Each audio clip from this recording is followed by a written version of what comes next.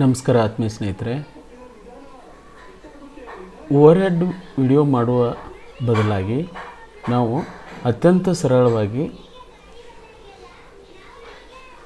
Screen recording ವಿಡಿಯೋವನ್ನು ಹೇಗೆ ಮಾಡಬೇಕು ಅನ್ನೋದನ್ನು ಈ ವಿಡಿಯೋದಲ್ಲಿ ತಿಳಿಯೋಣ. ಸ್ಕ್ರೀನ್ ರೆಕಾರ್ಡಿಂಗ್ ವಿಡಿಯೋ ಮಾಡಲಿಕ್ಕೆ ನಾ ಬಳಸುವಂಥ ಸ್ಕ್ರೀನ್ ರೆಕಾರ್ಡರ್ ಯಾವುದು ಅಂತಂದರೆ OBS ಸ್ಟುಡಿಯೋ,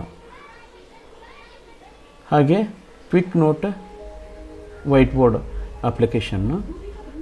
ಇವೆರಡು ಸಾಫ್ಟ್ವೇರನ್ನು ಬಳಸ್ಕೊಂಡು ನಾವು ಎಜುಕೇಷನಲ್ ವಿಡಿಯೋನ ಮಾಡ್ಕೋಬೋದು. ಹಾಗೆಯೇ ಒಂದು ಗ್ರಾಫಿಕ್ ಪೆನ್ ಟ್ಯಾಬು ಬರೀಲಿಕ್ಕೆ ಮತ್ತು ಆಡಿಯೋ ರೆಕಾರ್ಡ್ ಮಾಡಲಿಕ್ಕೆ ಒಂದು ಮೈಕ್ರೋಫೋನು. ನಾ ಬಳಸ್ತಾ ಇರೋಂಥ ಮೈಕ್ರೋಫೋನ್ ಯಾವುದು ಅಂತಂದರೆ ಬೋಯಾ BY M1 ವೈರ್ಡ್ ಮೈಕ್ರೋಫೋನನ್ನು ಬಳಸ್ತಾ ಇದ್ದೀನಿ. ಇಷ್ಟನ್ನೇ ಬಳಸ್ಕೊಂಡು ಈಸಿಯಾಗಿ ಮತ್ತು ಓವರ್ ಹೆಡ್ ವಿಡಿಯೋ ಮಾಡುವ ಬದಲಾಗಿ ಸ್ಕ್ರೀನ್ ರೆಕಾರ್ಡಿಂಗ್ ವಿಡಿಯೋನ ಮಾಡ್ತಾಯಿದ್ದೀನಿ. ವಿಡಿಯೋ ಚೆನ್ನಾಗಿ ಬರ್ತದೆ ಇಲ್ಲ ಅನ್ನೋದನ್ನು ಈ ವಿಡಿಯೋದಲ್ಲಿ ತಿಳಿಯೋಣ.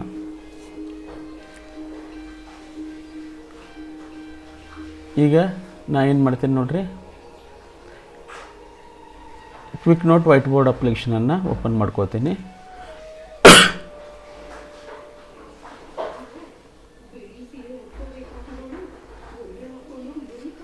ಈಗ ಕ್ವಿಕ್ ನೋಟ್ ವೈಟ್ ಬೋರ್ಡನ್ನು ಓಪನ್ ಮಾಡಿಕೊಂಡಾಗ ಅದರ ಇಂಟರ್ಫೇಸ್ ಈ ರೀತಿ ಕಾಣಿಸ್ತೈತೆ ನೋಡ್ರಿ. ಇಲ್ಲಿ ಟೂಲ್ ಬಾರ್ ಇದೆ ನೋಡ್ರಿ. ಆಮೇಲೆ ಇಲ್ಲಿ ಜೂಮ್ ಇನ್ ಜೂಮ್ ಔಟ್ ಮಾಡಲಿಕ್ಕೆ ಸಿಂಪಲ್ ಇಂಟರ್ಫೇಸನ್ನು ಹೊಂದೈತಿ. ಡಿಫಾಲ್ಟಾಗಿ ವೈಟ್ ಬ್ಯಾಕ್ಗ್ರೌಂಡನ್ನು ಹೊಂದೈತಿ. ಇದರಲ್ಲಿ ಈ ಕ್ವಿಕ್ ನೋಟ್ ವೈಟ್ ಬೋರ್ಡ್ದಲ್ಲಿ ಪೆನ್ ಆಪ್ಷನ್ ಇದೆ, ಬಾಲ್ ಪಾಯಿಂಟ್ ಪೆನ್ನು, ಆಮೇಲೆ ಹೈಲೈಟರ್ ಇದೆ, ಆಮೇಲೆ ಸೇಪ್ಸ್ ಇದಾವೆ, ಹಾಗೆ ಇರೇಸರ್ ಇದೆ, ಆಮೇಲೆ ಲ್ಯಾಸೋ ಟೂಲು. ಈ ಲ್ಯಾಸೋ ಟೂಲ್ ಏನಾಗಿದೆ ಅಂತಂದರೆ ಸಿಲೆಕ್ಟರ್ ಆಗಿದೆ. ಆಮೇಲೆ ಇದು ಮೂವ್ ದಿ ಕ್ಯಾನ್ವಾಸನ್ನು ಮೂವ್ ಮಾಡಲಿಕ್ಕೆ, ಆಮೇಲೆ ಇನ್ಸರ್ಟ್ ಸ್ಪೇಸು. ಇನ್ನು ಪ್ಲಸ್ ಬಟನ್ ಇದೆ ನೋಡ್ರಿ. ಇದನ್ನು ಕ್ಲಿಕ್ ಮಾಡೋದ್ರಿಂದ 3 ಆಪ್ಷನ್ ಬರ್ತಾವೆ. ಒಂದು ಆ್ಯಡ್ ಇಮೇಜು, ಇನ್ನೊಂದು ಆ್ಯಡ್ ಟೆಕ್ಸ್ಟು, ಆಮೇಲೆ ಮೂರನೇದು ಇಂಪೋರ್ಟ್ PDF. ಮತ್ತು ಇಲ್ಲಿ ಯಾವುದಿದೆ ನೋಡ್ರಿ, ಇದನ್ನು ಕ್ಲಿಕ್ ಮಾಡೋದ್ರಿಂದ ನಾವು ಬ್ಯಾಕ್ಗ್ರೌಂಡ್ ಕಲರನ್ನು ಚೇಂಜ್ ಮಾಡ್ಕೋಬೋದು.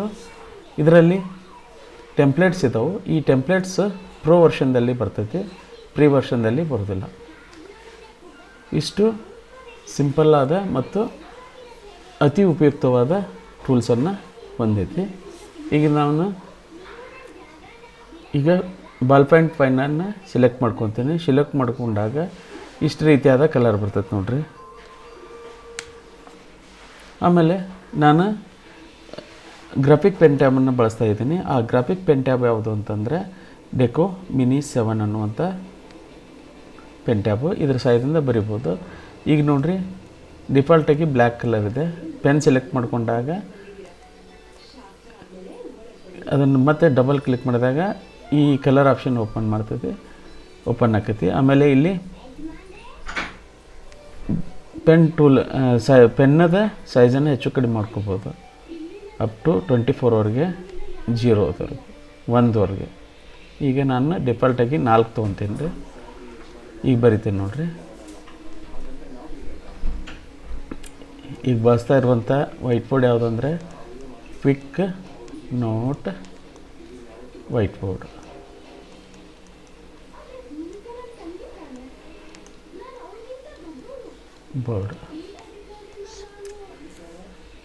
ಆಮೇಲೆ ಇಲ್ಲಿ ಹೈಲೈಟರ್ ಇದೆ ನೋಡ್ರಿ, ಅದನ್ನು ಸೆಲೆಕ್ಟ್ ಮಾಡ್ಕೊತೀನಿ. ಇಲ್ಲಿ ಹೈಲೈಟ್ ಮಾಡ್ತೀನಿ.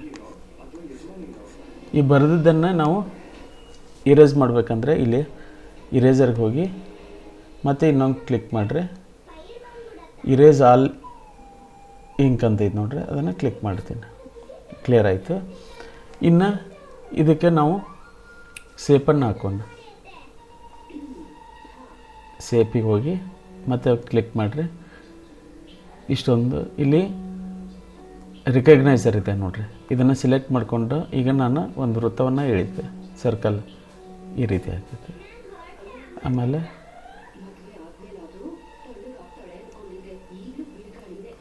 ಟ್ರಯಾಂಗಲ್ ಮಾಡಬೇಕಂದ್ರೆ ಟ್ರಯಾಂಗಲ್, ಆಮೇಲೆ ಸ್ಕ್ವೇರ್, ಇದು ರೆಕ್ಟ್ಯಾಂಗಲ್ ಆಗ್ತದೆ ನೋಡ್ರಿ, ಈ ರೀತಿ ಇದೆ. ಮತ್ತು ಇಲ್ಲಿ ಇಂಡಿವಿಜುವಲ್ ಆಗಿ ರೆಕ್ಟ್ಯಾಂಗಲ್ಲು, ಸ್ಕ್ವೇರು, ಓಲ್ ಶೇಪು, ಸರ್ಕಲ್ಲು ಇದೆ ನೋಡ್ರಿ, ಸರ್ಕಲ್ಲು. ಆಮೇಲೆ ಈಗ ಡ್ರಾ ಮಾಡಿದಂಥ ಸಿಲೆಕ್ಟ್ರ್ ಯಾವುದು ಅಂತಂದರೆ ಲ್ಯಾಸೋ ಟೂಲಿಗೆ ಹೋಗಬೇಕು. ಲ್ಯಾಸೋ ಟೂಲ್ ಹೋಗಿ ಇದನ್ನು ಮಾಡಿಕೊಂಡು ಹೀಗೆ ಇದರ ಕಲರನ್ನು ಚೇಂಜ್ ಮಾಡ್ಕೋಬೋದು. ಮತ್ತು ಇಮೇಜನ್ನು ತೊಗೋಬೇಕಂತಂದರೆ ಇಷ್ಟು ಮಾಡಿಕೊಂಡು ಈ ರೀತಿ ಸಿಲೆಕ್ಟ್ರ್ ಮತ್ತು ಎಡಿಟರಾಗಿ ವರ್ಕ್ ಆಕತಿ. ಇದು ಯಾವುದು ಲ್ಯಾಸೋ ಟೂಲು. ಆಮೇಲೆ ಇದು ಬಾಜು ಮೂವ್ ಕ್ಯಾನ್ವಾಸ್ ನೋಡ್ರಿ, ಇಲ್ಲಿ ಕ್ಯಾನ್ವಾಸನ್ನು ಮೂವ್ ಮಾಡ್ಕೋಬೋದು ಎಡಕ್ಕೆ ಬಲಕ್ಕೆ ಮೇಲೆ ಕೆಳಗೆ. ಆಮೇಲೆ ಇನ್ನು ಇರೇಸ್ ಮಾಡೋಣ. ಇರೇಸ್ದಲ್ಲಿ ಮತ್ತೊಂದು ಕ್ಲಿಕ್ ಮಾಡಿರಿ, ಇರೇಸ್ ಆ ಲಿಂಕ್ ಅಂತ ಐತೆ ನೋಡ್ರಿ, ಇದನ್ನು ಕ್ಲಿಕ್ ಮಾಡೋದ್ರಿಂದ ಅಷ್ಟು ಹೋಗ್ತಾವೆ ನೋಡ್ರಿ. ಇನ್ನು ಈ ಕ್ವಿಕ್ ನೋಟ್ ವೈಟ್ ಬೋರ್ಡದ ಬ್ಯಾಕ್ಗ್ರೌಂಡನ್ನು ಚೇಂಜ್ ಮಾಡ್ಕೊಂಡು ಅದಕ್ಕೆ ಇಲ್ಲಿ 4 ಬಾಕ್ಸ್ ಕಾಣಿಸಿರುವಂಥ ಒಂದು ಐಕಾನ್ ಇದೆ ನೋಡ್ರಿ, ಇದನ್ನು ಕ್ಲಿಕ್ ಮಾಡಿಕೊಡ್ರಿ. ಈಗ green colour, black colour, yellow colour, grey colour, bluish ಹೀಗೆ ಕಲರ್ ಚೇಂಜ್ ಮಾಡ್ಕೋಬೋದು. ನಾನು ಮತ್ತೆ ಇದನ್ನು ಹೋಗಿ ವೈಟ್ ಕಲರೇ ಚೂಸ್ ಮಾಡ್ಕೋತೀನಿ. ಇನ್ನು ಇಮೇಜನ್ನು ಆ್ಯಡ್ ಮಾಡೋಣ. ಇಮೇಜನ್ನು ಆ್ಯಡ್ ಮಾಡೋಕ್ಕಾದ್ರೆ ಇಲ್ಲಿ ಪ್ಲಸ್ ಬಟನ್ ಇದೆ ನೋಡ್ರಿ, ಅಲ್ಲಿ ಆ್ಯಡ್ ಇಮೇಜ್ ಅಂತ ಇದೆ ನೋಡ್ರಿ. ಮಾಡಿದಾಗ ನಾವು ಇಮೇಜಲ್ಲಿದೆ ಆ ಫೋಲ್ಡ್ರೆ ಕರ್ಕೊಂಡು ಹೋಗ್ತದೆ ಅದು.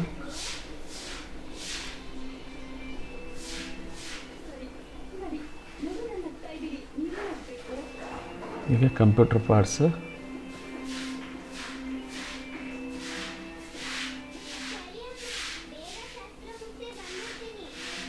ಮೈಕ್ರೋಫೋನ್ ಇದೆ, ಇದನ್ನು ಸೆಲೆಕ್ಟ್ ಮಾಡಿಕೊಂಡು ಓಪನ್ ಮಾಡ್ಕೊತೀನಿ ನೋಡ್ರಿ.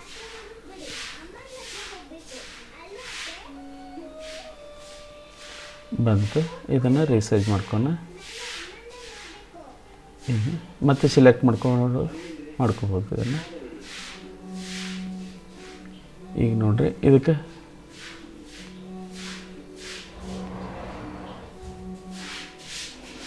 ಈಗ ಪೆನ್ ಸೈಜಿಂದ ಬರಿಬೋದು. ಇದೊಂದು ಮೈಕ್, ಇದು ಮೈಕ್ ಸ್ಟ್ಯಾಂಡು,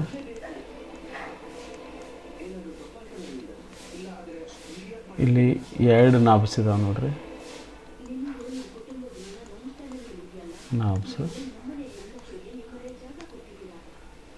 ವಿಂಡ್ ಫಿಲ್ಟರ್,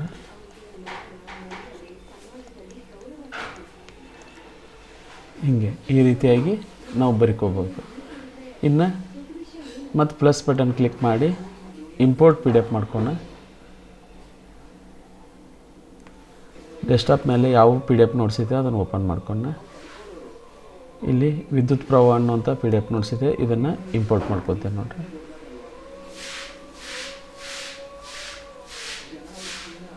ಈ ರೀತಿ ಬಂತು. ಈಗ ಸೈಜನ್ನು ಅಡ್ಜಸ್ಟ್ ಮಾಡ್ಕೋಬೇಕು. ಸೈಜನ್ನು ಅಡ್ಜಸ್ಟ್ ಮಾಡ್ಕೋಬೇಕಂತಂದರೆ ಇಲ್ಲಿ ಜೂಮ್ ಇನ್ ಜೂಮ್ ಔಟ್ ಐತೆ ನೋಡ್ರಿ, 80% ಇಟ್ಕೊಂಡಿದ್ದೀನಿ. ಇಲ್ಲಿಯೂ ಸಹ ನಾವು ಬರಿಬೋದು.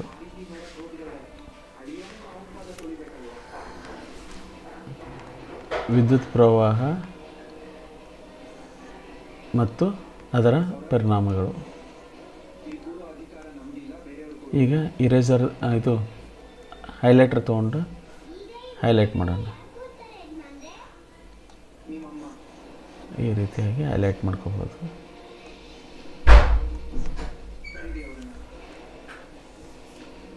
ಗ್ರೀನ್ ಕಲರ್ನು ತೊಗೋಬೋದು. ಈಗ ನೋಡಿರಿ,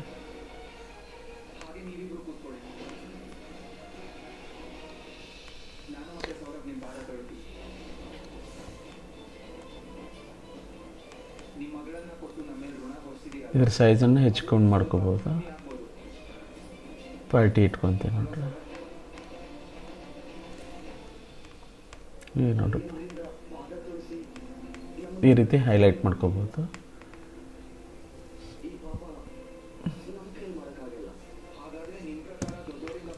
ಇದು ಆನ್ಲೈನ್ ಟೀಚಿಂಗ್ ಮಾಡಲಿಕ್ಕೆ ಬೆಸ್ಟ್ ವೈಟ್ ಬೋರ್ಡ್ ಅಪ್ಲಿಕೇಶನ್. ಈ ವೈಟ್ ಬೋರ್ಡ್ ಅಪ್ಲಿಕೇಶನದ ವಿಶೇಷತೆ ಏನಂತಂದರೆ ಇದೊಂದು ವೈಟ್ ಬೋರ್ಡ್ ಆಗಿ ಬಳಸ್ಕೋಬೋದು ಮತ್ತು PDF ಎನೋಟೇಟರ್ ಆಗಿ ಬಳಸ್ಕೋಬೋದು.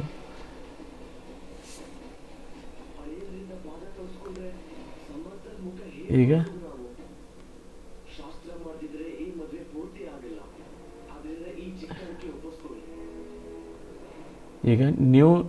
ಕ್ರಿಯೇಟ್ ನ್ಯೂ ನೋಟ್ಬುಕ್ ಮಾಡೋಣ.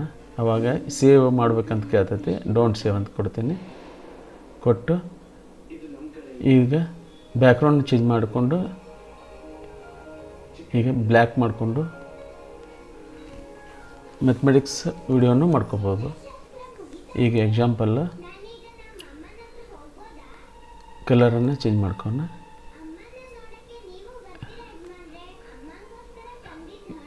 ಎಲ್ಲ ವಿಷಯ ಈಗ ಒಂದು ಇಕ್ವೇಷನನ್ನು ಬರಿತೀನಿ ನೋಡ್ರಿ. ಎಕ್ಸ್ಪ್ರೆಷನ್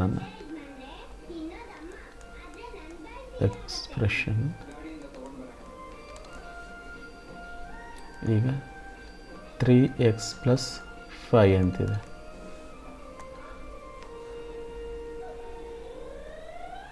ಈಗ ವೈಟ್ ತೊಗೋತೀನಿ. ವೈಟ್ ತೊಗೊಂಡು ಇಲ್ಲೊಂದು 2 ಟರ್ಮ್ಸ್ ಅದ. ಇವುಗಳನ್ನು ಏನಂತ ಕರಿತೀವಿ ನಾವು? ಟರ್ಮ್ಸ್. ಆಮೇಲೆ ಈ 5ಅನ್ನು ನಾವು ಏನಂತ ಕರಿತೀವಿ? ಕಾನ್ಸ್ಟಂಟ್. ಆಮೇಲೆ ಎಕ್ಸನ್ನು ನಾವು ವೇರಿಯೇಬಲ್ ಅಂತ ಕರಿತೇವೆ. ಆಮೇಲೆ 3ಅನ್ನು ಕೋಎಫಿಷಿಯೆಂಟ್ ಅಂತ ಕರಿತೀವಿ.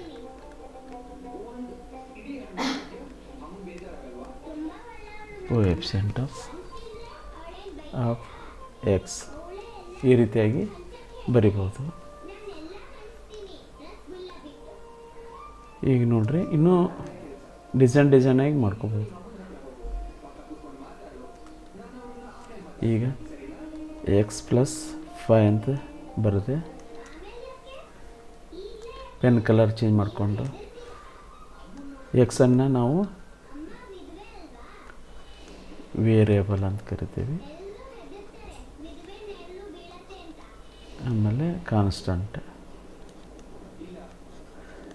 ಈ ರೀತಿಯಾಗಿ ಬರ್ಕೋಬೋದು. ಇದೊಂದು ಶಿಕ್ಷಕರಿಗಾಗಿ ಬೆಸ್ಟ್ ವೈಟ್ ಬೋರ್ಡ್ ಅಪ್ಲಿಕೇಶನ್ನು. ಸ್ನೇಹಿತರೆ, ಇಲ್ಲಿವರೆಗೆ ನೋಡಿದ್ರಲ್ಲ, ಈ ವಿಡಿಯೋ ನಿಮಗೆ ಇಷ್ಟ ಆದಲ್ಲಿ ಲೈಕ್ ಮಾಡಿ, ಶೇರ್ ಮಾಡಿ, ಹಾಗೆ ನನ್ನ ಚಾನಲ್ಗೆ ಸಬ್ಸ್ಕ್ರೈಬ್ ಆಗಿ ಅಂತ ಕೇಳ್ಕೊತಾ ಈ ವಿಡಿಯೋನ ಮುಗಿಸ್ತಾ ಇದ್ದೀನಿ. ಧನ್ಯವಾದಗಳು.